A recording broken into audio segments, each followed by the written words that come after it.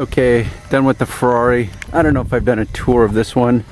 I actually have a video where I take it for a spin around the town as per my customer's instructions, in case you think I hijacked it and just took the liberty and did it myself. So water spots are gone. It's waxed. Thing looks amazing. I mean, even if this thing was dirty, it would look amazing. Now it just pops. So I want to talk about something. If you're just here for Waterspot Removal, you can tune out. If you're here for additional tips, I'm going to take a little moment here because I'm going to nitpick my own work. For example, inside these wheels, okay, on the surface they look clean. Tires are dressed, wheel wells are dressed, wheel well lips are detailed. This is what I get paid to do, but if you look inside the wheel further, there's still water spots here and here. Okay, but I already know my customer's not going to look there. And there's a point where you could drive yourself crazy and work yourself into a frenzy down the rabbit hole. Because, for example, like I've had customers literally crawl under here and say, "Hey Darren, are you going to get under here?" When I've detailed it down to here, it's like, okay, if we want to be that particular, guess what? I am more than willing, but you will have to pay for it. It's additional time and effort, you know, because it's like where does it stop? Is it the paint that's exposed on this outside, or does it include the paint that's underneath here? And eventually that paint's going to run into undercarriage. So are we going to do that also? I had a customer with a Porsche that on the back end, like this one, it's got this fins and fairing and plastic cowling cover. You can call it whatever you want. And he crawled under there one day and he's like, "Darren, you didn't wipe this down." It's like, well, Todd, I normally don't wipe it down because I got to stop somewhere. So if that's the level of service that you demand, I'm okay with it. I will stay here as long as you want. As long as you want to keep feeding that machine with money, I will be as meticulous and particular and anal retentive, call it whatever you want, as you want me to be. But there's always a price tag attached to it. So this is where you have to, you know, decide what your time is worth, how long it's going to take you, get to know your customer. There's going to be a certain learning curve that will take place with you and your customers to their expectations, managing their expectations, over delivering on their expectations. And that's what I try to do, is spoil my customers. I know that everyone is replaceable. I don't care how good you are.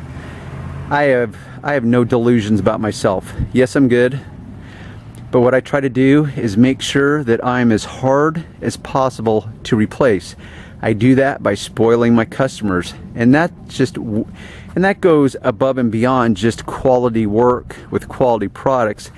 That's every level of service, showing up on time, being respectful of them, of their house, of their neighbors, of their neighborhood, doing what I say I'm going to do, calling back when I say I will, calling them in advance. I'm hyper vigilant. And if you don't know what that means, look it up. That will be the word du jour, hyper vigilance.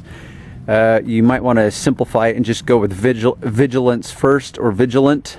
Anyhow, so I try to spoil them as much as possible so that if I am ever replaced, they will come to the conclusion, hopefully, that is, wow, okay, we had it pretty good with Darren. We need him back, or we can't afford to have him back, but we wish we could, but it's just not in our budget. You know, something along those lines.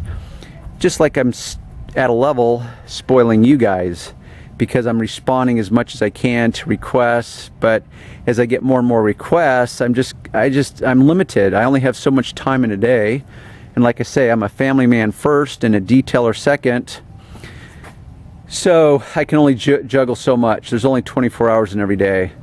And then another lesson is we teach people how they can treat us.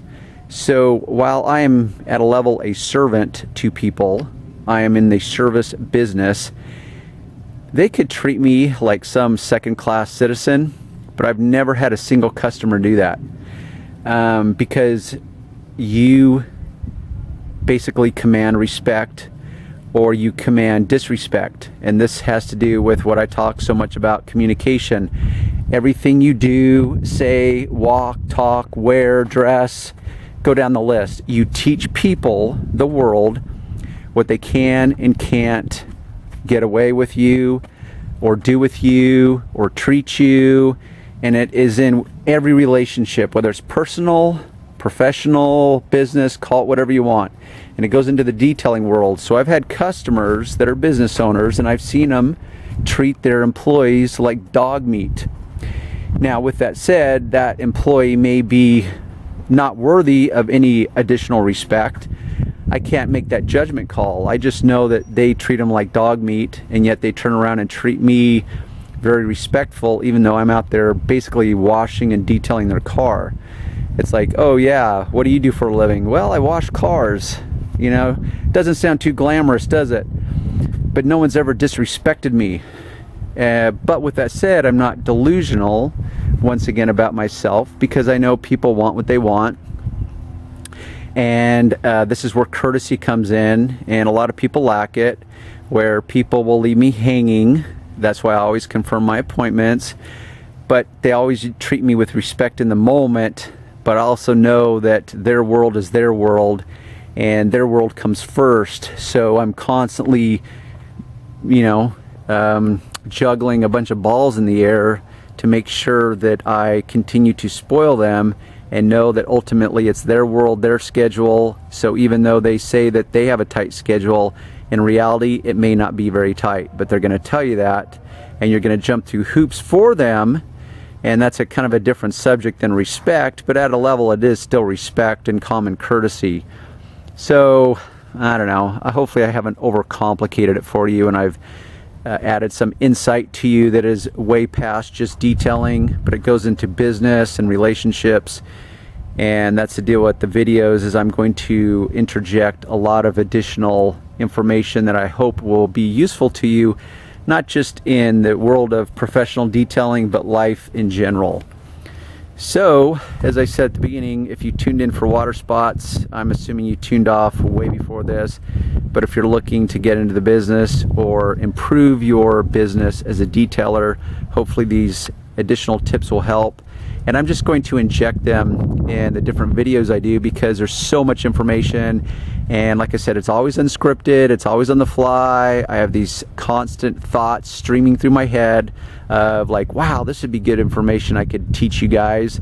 So I'm just gonna have to go with the flow, and right now I'm doing it. So anyhow, till next time, thanks for tuning in. Don't forget to visit the website and access any products through autogeek.net through my website, which means you simply go to my website first, click on any link. That will open another window to AutoGeek. That's how you help me make more of these videos, because I get a little bit of commission every time you make a purchase through AutoGeek, but you have to access them through my website. So thank you in advance. Every page of my website has a link of a product or just a banner for AutoGeek. That's all you have to do. So once again, till next time.